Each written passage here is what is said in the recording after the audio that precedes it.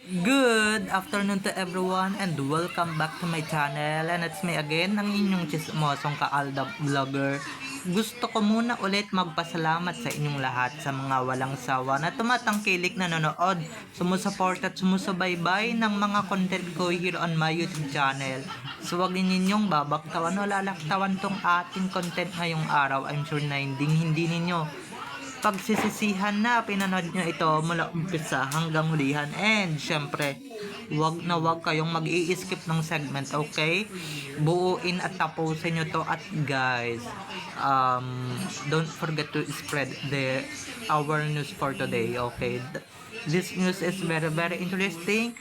At syempre, paramihin natin yung views kasi yesterday hindi siya dumami, ngayon lang siya lumalakad. So, dumako na tayo sa ating main topic for today's video. Ito na nga mga ka-ADN, no? You can never defeat Aldab and Aldab Nation. Alam niyo ba kung bakit? Mamaya malalaman ninyo. So, ito na guys, watch this. Mamaya ipapaliwanag ko sa inyo ng bonggo. So, ito na guys, watch this. At kung nakita nyo na nga yung recap, so once again si Titi o sa mga admins, dumako na tayo sa ating main topic for today's video. Gaya nga ng sinabi ko kanina mga ka-Aldab Nation, no? Like what I said earlier, or as what I said earlier, eto na nga, alam, you can never ever in your wildest dreams na mapatumba ang Aldab at ADN, or you can never defeat ADN against ADN and Aldab. Of course, mga ka-ADN tayo pa ba? Diba? Marami na tayong pinagdaanan at hindi tayo basta-basta fandom lang na pagka diba na mabubuwag sa issue ng mga artista. At ito lang nga, teka lang, ang dami-dami nyo nang ang gastos, diba? Eto nagkaroon na nga ng Sarsuela year 2018, tapos kinasal noong 2023. Nagkaroon ng isang granding trahe de boda, yung fake Main Mendoza, yung peking Main Mendoza, or yung should I say clone ni Main Mendoza. Na grabe, halatang halata talagang pinagkagastusan, diba? Sobrang mahal talaga ng gown. Pero, di ba, plano nila yan eh. Di ba, plano nila yan na yung kasal na yan, and syempre yung lecheng sarsuela na yan. Inano nila yan. Pinlano nila yan. They planned this sarsuela, okay. Because, para lang mapatumba tayo, para lang di ba, matalo tayo, and syempre, hindi sila nagtagumpay, di ba? Hindi sila naging winner, or hindi sila naging winner dito sa kanilang sitwasyon. Gagawa-gawa kayo ng sarsuela, ayan, kayo mismo ang nambubuking sa sarili ninyo. At saka hello, ang gulo-gulo ng kwento ninyo, ang gulo-gulo. Sino ba talaga yung hiwalay? Armin ba or Maychord? Kasi last time we check hindi Maychord ang naghiwalay, dahil yung Maychord is stronger together.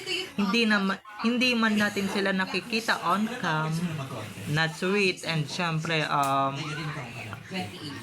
sweet at syempre magkasama. Off cam naman. At wag na kayong maghanap doon sa mga off cam na pinapakita ko kung nasasaan ba si May. Syempre tinatago yan ni Alden talaga ng bonggang-bongga pagka nagpipicture siya or whatsoever, diba? So wag na kayong masyadong mapaghanap, okay? Pero ito lang mga ka-Aldab Nation, kayo na mismo yung bubuking diba, dyan sa leche ninyong sarsuela. Gaya nga nung si Clowny, diba, nabubuk ko yung Adam's apple niya, yung dibdib niyang flat chested or yung dibdib niyang sobrang flat, yung dibdib niyang parang lalaki, 'di ba? Yung muscle niya, yung ugat niya, 'di ba? Nawala naman talaga doon sa isang Main Mendoza. At dito rin talaga nabubuking talaga kung paano talaga umarte o paano talaga lumalabas ang totoong pagkatao ni Arjo Atayde, 'di ba? So, 'di ba? Kaya huwag kayong magpapakalat ng hiwalay ang Major dahil sisiguraduhin namin sa inyo ano talaga yung naghiwalay. Armin talaga at meron kaming proof niyan, okay?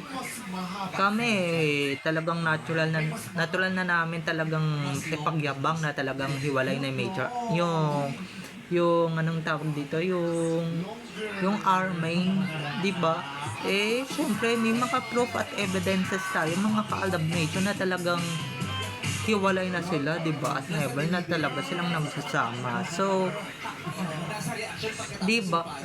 Ngayon yung mga ginastos ninyo, mga hindi, 'di ba, mga hindi nyo na mabawi-bawi ngayon kasi nga naman, 'di ba? Kaya nga hindi nyo na mabawi-bawi kasi nga nalulugi na kayo. And syempre yang poon ninyong si Arjo, yung dating sinasamba ninyong si Arjo is talagang naghihirap na, 'di ba? Nasa lusak na ngayon. Ibig sabihin, mga ka-ADN is talagang malapit na rin talaga yung downfall nila, 'di ba? At ito na, 'di ba, nagbigin na yung downfall nila sa kung saan man, kung ano yung mga pugante nila sa Zarzuela, yung mga udlo, galamay nila sa Zarzuela ay talagang naghihirap na lalo, 'di ba? Yun yung isang network na kalaban ng kanguso or ng kapuso. Pero hindi ko nababanggitin, baka mamaya sumikat pa. Pero ayun na nga, 'di ba, iisa-isay na talaga kayo or kinakarma lang talaga kayo dahil sa pagbabantaan ninyong paghihiwalay ng Aldab. Maski nga yung Zarzuela na yan 'di ba? Yung Zarzuela na yan, ginawa yan, 'di ba, para pagtibakin or pagtigbak-tigbakin ang ADN. Pero ano nangyari? But what happened? Nandito pa rin tayo in the end. Nandito pa rin tayo. We're here in the end of the day. Nandito pa rin tayo at kumakapit. Nandito pa rin tayo malinaw na malinaw. Nandito pa rin tayo talagang lumalaban ng patas, diba? At hindi kailanman kinakarma or hindi kailanman gumagawa ng masama, 'di ba? Yung mga yan, 'di ba? Lalong lalo na yung mga producer ng Zarzuela dati na talagang sobra talaga yung gumastos dun sa fake wedding para lang mapaniwalang si Ming talaga yung ikinasal, pero yun naman pala si Clowney, 'di ba? Isa yan sa mga plano nila. Pero tignan nyo naman ngayon, asa na rin sila, mga naghihirap na rin, 'di ba? Lalong lalo na yung Bulagta na yan, 'di ba, na talagang isa rin sa mga puganti at siraulo, sa mga tarantado na talagang masasabi ko na talagang mga masasabi kong taksil talaga sa Aldab. 'Di ba? Lahat ng mga host diyan is talagang naghihirap na at talagang nagiging ganyan siguro guys, pagkagakaman ka sa pera, 'di ba? At ganyan siguro pagka once na masama ang hangarin mo sa kapwa mo, magiging ganyan ka talaga. In the end, kakarmahin ka rin, 'di ba? Look what happened to Arjo, 'di ba? Nakiisa siya sa pagpapahiwalay sa Aldab. Pero ano nangyari sa kanya ngayon? Wala. Nga naghihirap. 'Di ba? Still yung mga perang nakukulimbat niya o mga perang kinulimbat niya, na collect niya mula sa flood control project, talagang isa-isa na siyang sinisingil ng karma, 'di ba? Batas na mismo yung kalaban niya. And syempre yung Itbulaga na isa rin talaga sa mga producer ng Zarzuela, talagang wala, nasa ano na sila eh, natitigbak na sila ng showtime eh, kahit nasabihin yung ano, kahit nasabihin yung magigiba na ABS, it's talagang never matatalo ng Itbulagayang Showtime, 'di ba? Never natalo-talo ng Showtime, ng Itbulagayang Showtime. Oo, nung panahon ng Aldab. Pero nung nawala yung Aldab, pero nung nawala ang Aldab sa Bulaga, is talagang doon na nag-umpisa yung downfall nila. At tapos itong ABS-CBN ay bali-balita nga naman talaga na isa-isa nang sinasara yung mga main buildings nila, yung mga main gates nila, kasi titigbakin na talaga ng bonggang-bongga. So karma, 'di ba? Grabe, no? Ang bilis talaga at sobrang digital talaga ng karma pagdating talaga sa mga taong masasama ang ginagawa, 'di ba? Less kasi dapat, 'di ba?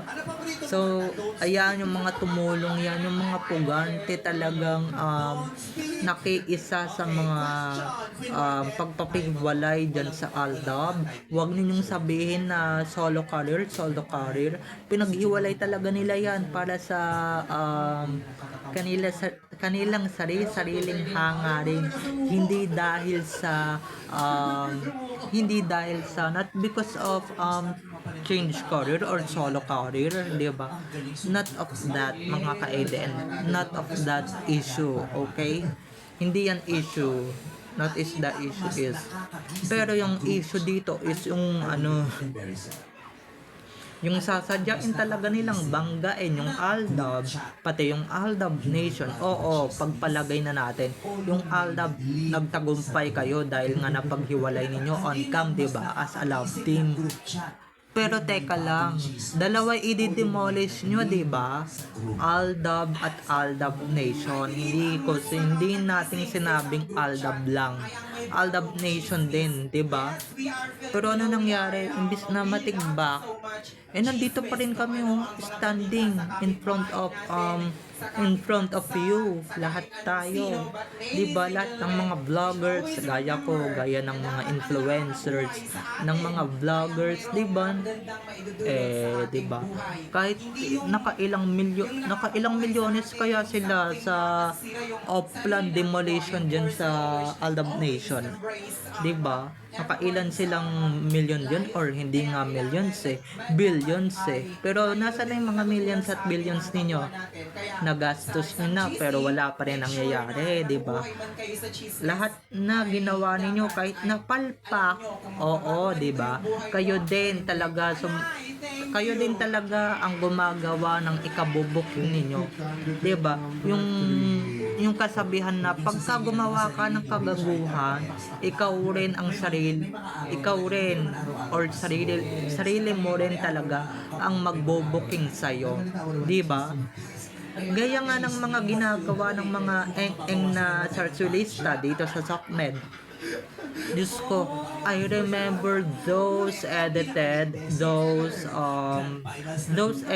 of our main. I remember one thing or a lot of things, like yung pag-e-edit nila ng pagmumukha ni May para lang ipatong dun sa mukha ng clown ni Diyos ko, apakapalpak, diba?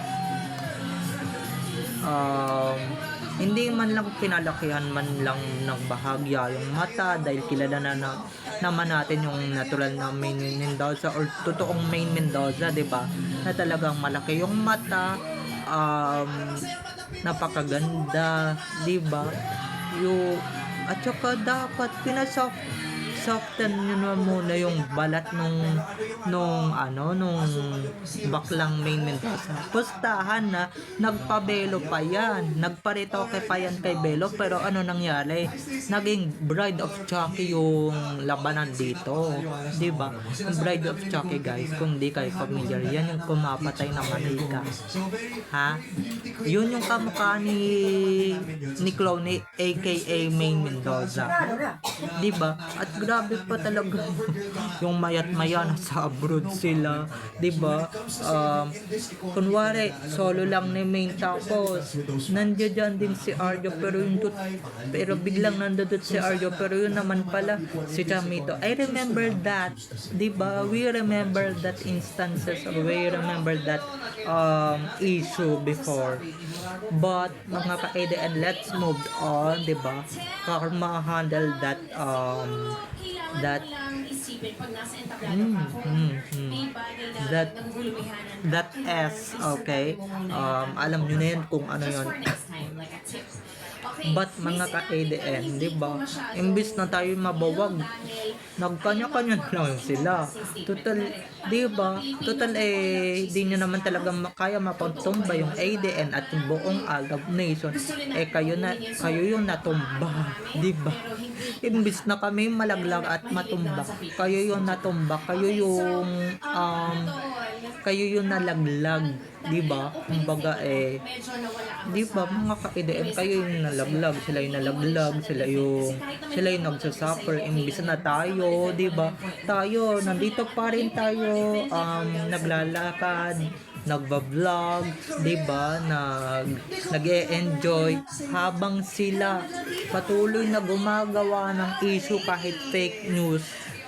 'Di ba? Na talagang halatang-halata na hindi talaga sila tumitigil. At saka hello, advice ko lang sa mga editors ng Armain, dapat hininyo dapat ganda-ganda nyo naman yung thumbnail ninyo, Diyos ko. Mga nakakaawa kayo 'di ba? Mga nakakaawa kayo sa yung sitwasyon ninyo, mga nakakaawa kayo, Diyos ko. Yung edited na nga, mga palpak pa, 'di ba? Mga hindi yata nag-aral ito, mga kulang sa knowledge, o mga kulang sa utak tong mga to. Parang mga grade schooler sila, no, kung mag-aasta at kung mag-e-edit. Mga hindi marunong, Diyos ko. Halatang-halata yung pikas-pikas nung isa sa likod niya, 'di ba? Hindi man lang galingan at hindi nyo man lang impisan or nipisan yung likod nung buo ninyong si Clowny. Si Main, ang nipis ng likod nun, yung buong katawan nun. Hindi naman sobrang nipis na sobrang payat na. Sobrang payat na, pero katamtaman lang, 'di ba mga ka-ADN? So ayun lang mga ka-Aldab Nation, okay? So don't forget to subscribe to my YouTube channel, and syempre don't forget to click the notification bell para pag nag-upload ako, kayo agad ang unang manonotify sa aking mga susunod pag i-upload ng mga videos, okay? So bye-bye na mga ka-ADN, at wait lang bago natin ituloy yung ating pagpapaalam, or bago tayo magpaalam ng tuluyan, is talagang maisingit ko lang kung ako sa inyo, libre mag-aral kaso paano nga kayo mag-aaral?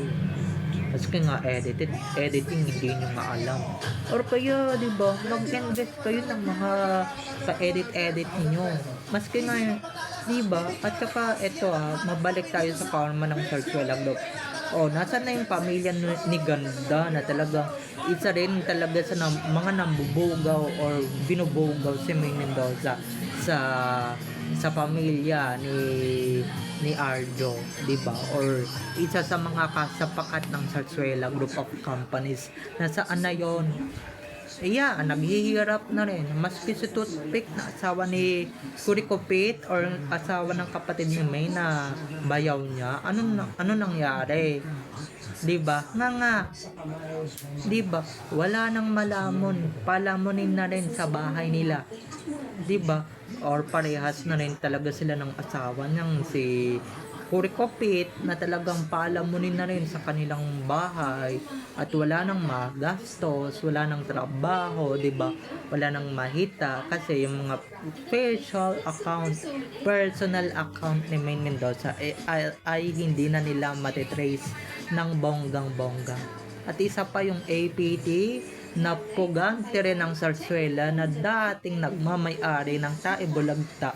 Ano nangyari? Nagkakanda lugi-lugi na, nagkakanda peste-peste na, wala na nga silang maiproduce na pelikula or magandang palabas 'Di ba? Yan yung mga masasamang nangyayari or masamang nangyari sa Zarzuela Group of Companies. Okay? So, bye-bye na mga ka-ADN. I love you all. Have a nice day. Keep safe. And God bless everyone. Bye-bye. I love you all. Enjoy watching. Don't forget to subscribe to my YouTube channel. And syempre, don't forget to click the notification bell para pag nag-upload ako, kayo agad ang unang-unang manonotify sa aking mga susunod pang i-upload ng mga videos. Okay? Bye-bye na mga ka-ADN. I love you all. See you on my next videos. Bye-bye. Enjoy watching.